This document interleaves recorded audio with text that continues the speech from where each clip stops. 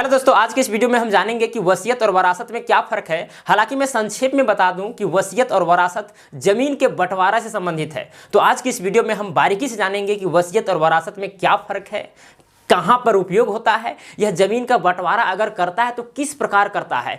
मैं आपको समझाने का प्रयास करता हूं सबसे पहले वसीयत के विषय में कि वसीयत है क्या।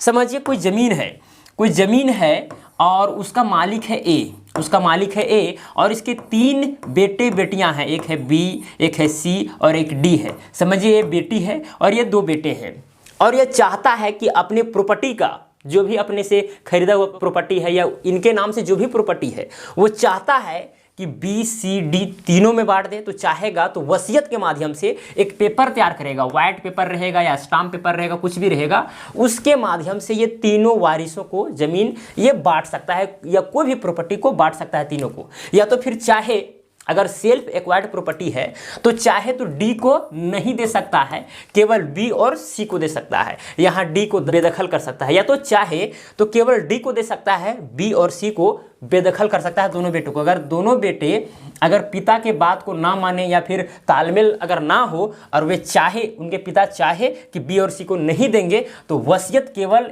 डी के नाम से ही हो सकता है, केवल डी ही इस संपत्ति का भागीदारी होगा। लेकिन ये संपत्ति इन्हीं के नाम से होना चाहिए। किसके नाम से? ए के नाम से, यानी सेल्फ एक्वायर्ड प्रॉपर्टी। आसानी से ये चाहेंगे तो या तो केवल डी को दे सकते हैं, या तो बी को दे सकते हैं, या तो सी को दे सकते हैं।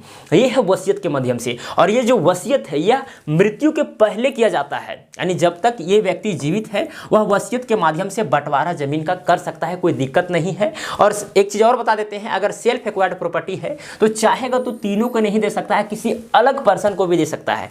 क्योंकि सेल्फ एक्वायर्ड प्रॉपर्टी क्या होता है, वह अपने जीवन काल में वह अपने से खरीदता है, तो उसका एकदम पूर्ण रूपेण अधिकार होता है कि उस जमीन का, उस प्रॉपर्टी का चाहे कुछ भी कर दे, उससे कोई फर्क बी सी डी में नहीं पड़ेगा। इन लोग कहीं पर अपील भी नहीं कर सकते हैं। लेकिन एंसेस्ट्रल प्रॉपर्टी नहीं होना चाहिए, यानी जो पीढ़ियों से चली आ रही है, जो 4 पीढ़ी से चली आ रही है, वो संपत्ति केवल नहीं होना चाहिए। तो खैर, वसीयत के विषय में समझ में आ गया होगा कि यह मृत्यु के पहले कोई व्यक्ति अपने जमीन का बंटवारा कर देता है, अपने वारिसों को या फिर दूसरे व्यक्ति को दे सकता है वसीयत के माध्यम से, अगर सेल्फ एक्वायर्ड प्रॉपर्टी है तो। अब हम लोग बात करेंगे वरासत का। देखिए, वरासत में होता क्या है, समझिए, ए व्यक्ति है और इसका जमीन है, ठीक है, ये वाला क्या है, इसका जमीन है, इसके 3 बेटे बेटियां हैं, एक क्या है बी सी डी, वही एग्जांपल हम ले रहा हूं, ठीक है। अब इसके पत्नी है एक जेड, क्या है, जेड है। अगर इस व्यक्ति का मृत्यु हो जाता है बिना वसीयत किए, यानी जमीन का बंटवारा अपने जीवन काल में नहीं कर पाता है, तब क्या होगा, इसके जमीन का अब इनके वारिसों में बंटवारा होगा। अब यहाँ पर अगर डी यहाँ पर कुमारी है, लड़की है, समझिए, अगर ये इनका शादी नहीं हुआ है, तब क्या होगा, इसके जमीन का इन तीनों के तो होगा, लेकिन साथ में इनके पत्नी का भी उस जमीन पर अधिकार होगा। अगर ए का कोई जमीन है, इसके नाम से है, तो उसका पत्नी भी चाहेगी तो पत्नी भी हिस्सा ले सकती है, उसके तीनों बेटे बेटियां भी हिस्सा ले सकते हैं वरासत के माध्यम से। और वरासत जो है यह मृत्यु के पश्चात ही यह प्रक्रिया लागू होता है। वरासत में क्या होता है, व्यक्ति का जब मृत्यु हो जाए, इसका ए का मृत्यु हो जाएगा, तभी उसके जमीन का, उसके प्रॉपर्टी का बंटवारा उनके वारिसों में किया जाएगा। हालांकि इतना सा से आपको समझ में नहीं आएगा कि वरासत एक्चुअली क्या है। बहुत ही डीपली मैं एक वीडियो बनाऊंगा कि वरासत में किस तरह से प्रॉपर्टी का बंटवारा होता है। अगर मान के चलिए कोई जमीन है ए वाला और इसका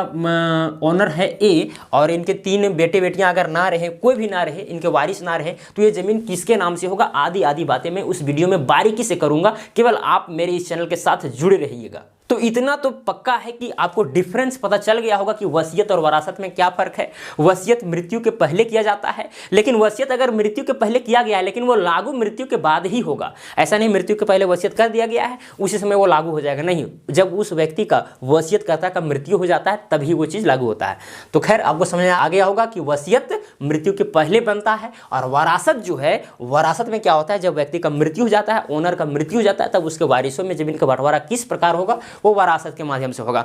हालांकि अलग अलग स्टेट का वरासत का जितना भी प्रक्रिया है वो अलग अलग तरीके से हो सकता है। तो मुझे उम्मीद है कि आपको समझ में आ गया होगा कि वसीयत और वरासत में क्या फर्क है। तो चलिए, आज के इतना ही। जय हिंद, जय भारत।